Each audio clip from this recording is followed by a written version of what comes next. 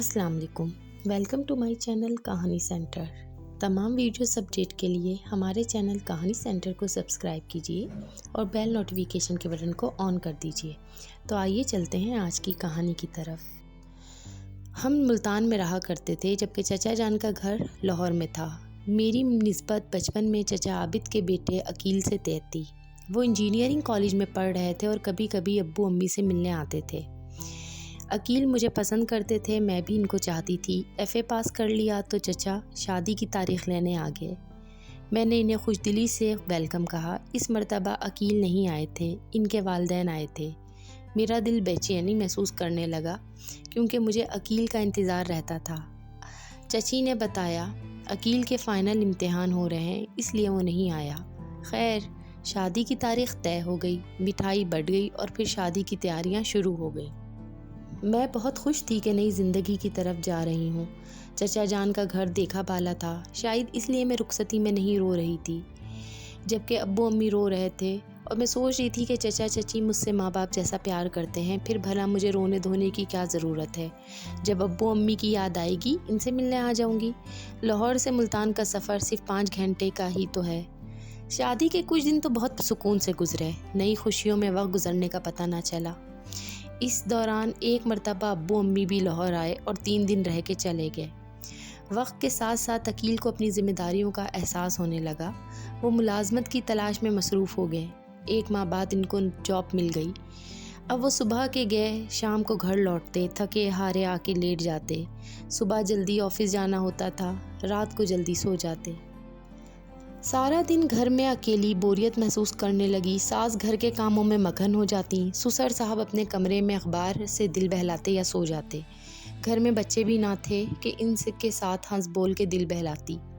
ایک دیور جو بیرون ملک پڑھنے گیا ہوا تھا اور نند کی شادی ہو چکی تھی، وہ اپنے گھر میں رہتی تھی۔ میرا میکہ بھرپور تھا۔ ہم 6 بہن بھائی تھے، مجھ سمیت 4 بہنیں اور 2 بھائی۔ گھر میں ہر وقت ہلا گلا اور ہنگامہ رہتا تھا۔ میں رونق اور شور شرابے کی عادی تھی۔ خاموشی اور تنہائی مجھے سخت ناپسند تھی جو سانپ کی طرح ڈستی تھی۔ شادی کو 6 ماہ گزر گئے تو میرا پیمانہ صبر لبریز ہو گیا۔ جی چاہتا کہ میں اڑ کے چلی جاؤں اور بہن بھائیوں کے ساتھ خوب ہلا گلا کروں۔ کئی بار دبے لفظوں میں عقیل سے ذکر بھی کیا کہ ملتان جانے کو دل چاہتا ہے۔ انہوں نے جواب دیا اکیلے کیسے جاؤ گی، کچھ دن بعد چھٹی ملے گی پھر لے جاؤں گا۔ ان کچھ دنوں کے انتظار میں بھی کافی دن گزر گئے، ان کو چھٹی نہ ملی اور میں میکے کی یاد میں سسکتی رہی۔ امی کو فون کیا، انہوں نے ڈھارس دی کہ صبر کرو، شروع میں اپنے گھر میں رہنا اچھا ہے، جلدی میکے آنا لڑکی کو سسرال والوں کی نظروں میں گرا دیتا ہے۔ سال بعد جا کے کہیں عقیل کو فرصت ملی، انہوں نے 1 ہفتے کی چھٹی لی اور مجھے میکے لے جانے کی خبر سنائی۔ میرے خوشی سے ہاتھ پاؤں پھول گئے، سمجھ میں نہ آتا تھا کہ تیاری کیسے کروں۔ چچی نے ہمت باندھی، میرا بیگ تیار کیا اور ہم میاں بیوی بذریعہ ریل ملتان روانہ ہو گئے۔ سال بعد گھر دیکھا تو گزری یادیں تن من سے لپٹ گئیں۔ خوشی سے آنکھوں میں آنسو آ گئے۔ وہی در و دیوار، وہی آنگن میں لگے پودے اور نیم کا درخت۔ میں امی سے جاتے ہی لپٹ گئی، حالانکہ مجھے میرے گھر میں کوئی تکلیف نہ تھی، پھر بھی میری سسکیاں بن گئی۔ ہفتہ پلک جھپکتے گزر گیا اور واپس جانے کا دن آ گیا۔ لگتا تھا جیسے ابھی آئی ہوں، سانس بھی نہ لے پائی اور پھر سے رخت سفر باندھنا پڑ گیا۔ امی نے کہا بھی کہ اگر عقیل کی چھٹی نہیں ہے تو اسے جانے دو، تم رہ جاؤ، کچھ دن اور رہو، ہم خود واپس چھوڑ آئیں گے، لاہور کون سا دور ہے۔ لیکن عقیل کی مرضی نہ تھی، وہ مجھے ساتھ لے جانا چاہتے تھے، تبھی مجھے ان کا خراب موڈ دیکھ کے جانا پڑا۔ ماں باپ کے گھر کی دہلیز پہ قدم رک گئے اور آنکھوں میں بے تحاشا آنسو بہنے لگے جن کو میں نے چادر سے چھپا لیا۔ واقعی لڑکیاں پرایا دھن ہوتی ہیں، لاکھ ماں باپ پل پوس کے بڑا کر لیں، جانا تو انہیں پرائے گھر ہی ہوتا ہے۔ شروع میں میکے کی یاد دن رات چٹکیاں لیتی تھی، رفتہ رفتہ اس کیفیت میں کمی آنے لگی۔ پھر اللہ نے گود ہری کر دی اور میں بچے کی پرورش میں مصروف ہو گئی۔ اللہ نے پہلا بیٹا دیا تھا۔ سسرال میں خوشی کی لہر دوڑ گئی۔ امی بھی آئی ہوئی تھیں، چلے تک رہ کے واپس چلی گئیں اور مجھے بچے کی پرورش کے کچھ گر سکھا گئیں۔ میں ننھے عدیل کی پرورش میں گم ہو گئی۔ اب ابو امی بہن بھائی سب پیچھے رہ گئے۔ ہر وقت عدیل کو گود میں لیے رہتی تھی۔ میکہ بھولتا جاتا تھا، پھر بھی عورت کے دل سے کبھی بھی میکے کی یاد پوری طرح نہیں جاتی۔ وقت گزرتا رہا، میں 2 بچوں کی ماں بن گئی۔ اس دوران ملتان جانا نہ ہو سکا۔ امی 2-3 بار آ کر مل گئیں۔ بہنیں فون کرتیں تو شکوہ کرتیں، باجی تم تو بڑی کٹھور نکلی، شادی کے بعد بس لاہور کی ہو کے رہ گئی، کبھی ہماری یاد نہیں آتی؟ میں جواب دیتی، تم لوگ بھی کٹھور دل ہو، اگر میں بچوں کی وجہ سے نہیں آ پاتی تو تم لوگ ہی آ جاؤ، تم کو کیا مجبوری ہے جو نہیں آتی؟ کیسے آئیں باجی، اسکول کالج کی بھی تو مجبوری ہے، جب سب کی چھٹیاں ایک ساتھ ہوں گی تو آ جائیں گے، کبھی کہتی ابو لائیں گے تب آئیں گے نا۔ ایک دن سوچ رہی تھی، اے کاش وہاں سے شادی کا بلاوا ہی آ جائے، دعا کی قبولیت کا وقت تھا۔ اسی دوران امی کا فون آ گیا کہ تمہاری بہن کی منگنی ہے اور تم لوگوں نے شریک ہونا ہے۔ عقیل آئے تو میں نے ان سے کہا، خوشی سے نہال تھی کہ آخر اللہ نے ملتان جانے کا موقع عطا کر دیا۔ توقع تھی کہ عقیل کہیں گے چلو، تیاری باندھ لو، لیکن یہ آرزو ہی رہی۔ اس روز ننھے میاں کو بخار چڑھ گیا، تبھی انہوں نے جانا کینسل کر دیا اور اپنی ماں سے کہا، امی جان آپ منگنی میں چلے جائیں، ہم شادی میں چلے جائیں گے، ہمارے بیٹے کی طبیعت ٹھیک نہیں ہے، ایسا نہ ہو سفر میں مزید بگڑ جائے۔ یہ سن کے میری خوشی کی کلیوں پر اوس پڑ گئی، ساری مسرت ہوا کی ہوا ہو گئی۔ عقیل سے کہا کہ ننھے کی طبیعت اتنی زیادہ خراب نہیں ہے، ہم 5-6 گھنٹے سفر آسانی سے طے کر لیں گے۔ کہنے لگے، میں لاہور سے ملتان ڈرائیو نہیں کر سکتا، ٹرین میں مشکل ہو جائے گی، ابو امی کو جانے دو، ہم شادی میں شریک ہو جائیں گے۔ میں چپ ہو گئی، ان سے بحث کرنی فضول تھی، جانتی تھی کہ ان کا سفر کرنے کا موڈ نہیں ہے، زیادہ اصرار کروں گی تو اکھڑ جائیں گے۔ صبر کے گھونٹ پی کے خاموش ہو گئی۔ چچا چچی ملتان چلے گئے اور میں حسرت سے ان کو دیکھتی رہی۔ 3 دن بعد وہ لوٹ آئے۔ امی کو میرے شریک نہ ہونے کا دکھ تھا، آخر کو سگی بہن کی منگنی تھی۔ انہوں نے مجھے فون کیا، میری آواز بھی بجھی بجھی سی تھی۔ انہوں نے ڈھارس دی، کوئی بات نہیں گڈو، پریشان نہ ہو، بے شک تمہارے نہ آنے کی کمی ہمیں بھی محسوس ہوئی ہے، لیکن بچے کی صحت کا معاملہ ہے، تم انشاءاللہ 1 ماہ بعد شادی میں آ جانا۔ وقت تیزی سے گزرتا ہے، 1 ماہ بھی گزر گیا اور پھر شادی کا کارڈ آ گیا۔ میں نے جلدی جلدی تیاری باندھ لی۔ جانے سے پہلے 2-3 بار میاں نے اشارتاً کہا کہ ملتان میں سخت گرمی ہے، کہیں بچے بیمار نہ پڑ جائیں، اچھی طرح سوچ لو۔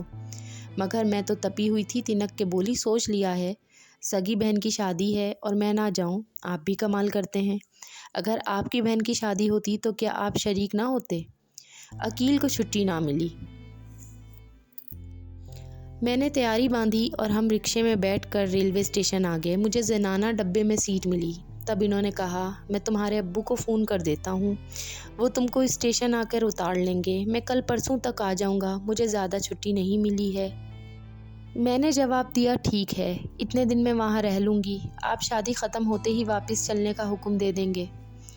عقیل نے مجھے زنانہ ڈبے میں سوار کروا دیا اور ابو کو فون کر دیا، ٹرین اور ڈبہ بتا دیا۔ میں خوشی خوشی ڈبے میں بیٹھ گئی، کسی قسم کا خوف محسوس نہ کیا، جبکہ عقیل مجھے اکیلے بھیجنے پر متفکر لگ رہے تھے۔ ان دنوں چچا چچی دونوں فلو کا شکار لگ رہے تھے، وہ نہیں جا سکتے تھے۔ بہرحال گارڈ نے سیٹی دی، ٹرین چلنے لگی اور دور تک عقیل بچوں کو ہاتھ ہلا ہلا کر خدا حافظ کہتے نظر آتے رہے، یہاں تک کہ ٹرین نے رفتار پکڑ لی اور وہ نظروں سے اوجھل ہو گئے۔ میرا بیٹا 3 برس کا تھا اور بیٹی سال بھر کی تھی۔ جگہ کی تنگی کی وجہ سے برابر بیٹھی مسافر عورت نے میرے بیٹے کو گود میں بٹھا لیا، وہ مسافر عورت کی گود میں سو گیا، جبکہ بیٹی کو میں نے اپنی گود میں سلا لیا۔ 2 گھنٹے بعد ٹرین رکی، ننھی صوفیہ رونے لگی، اس کا نیپکن گیلا ہو گیا تھا۔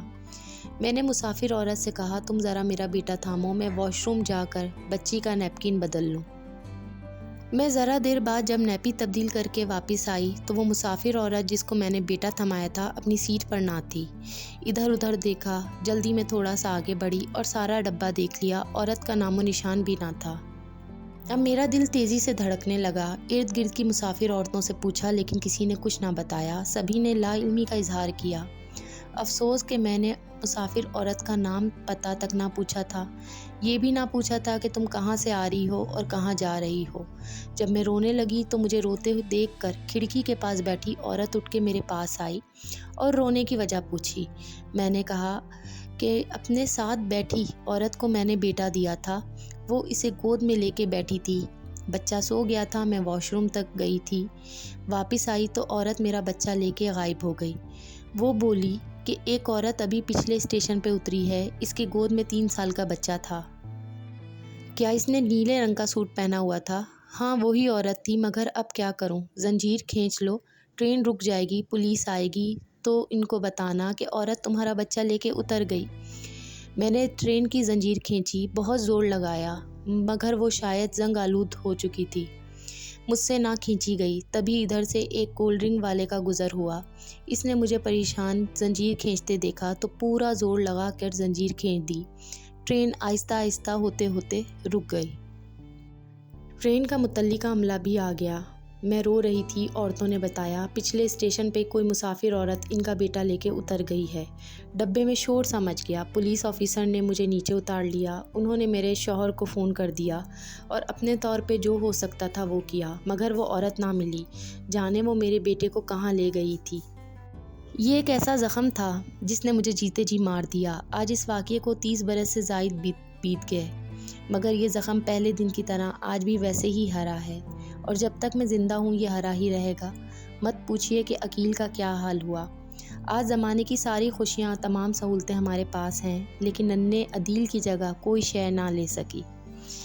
مجھے اس کی یاد مجھے کسی پل قرار نہیں لینے دیتی۔ میری باہیں اس کو گود میں بھرنے کو ترستی ہیں۔ کاش میں اپنے شوہر کے بغیر اکیلے سفر نہ کرتی تو یہ واقعہ پیش نہ آتا۔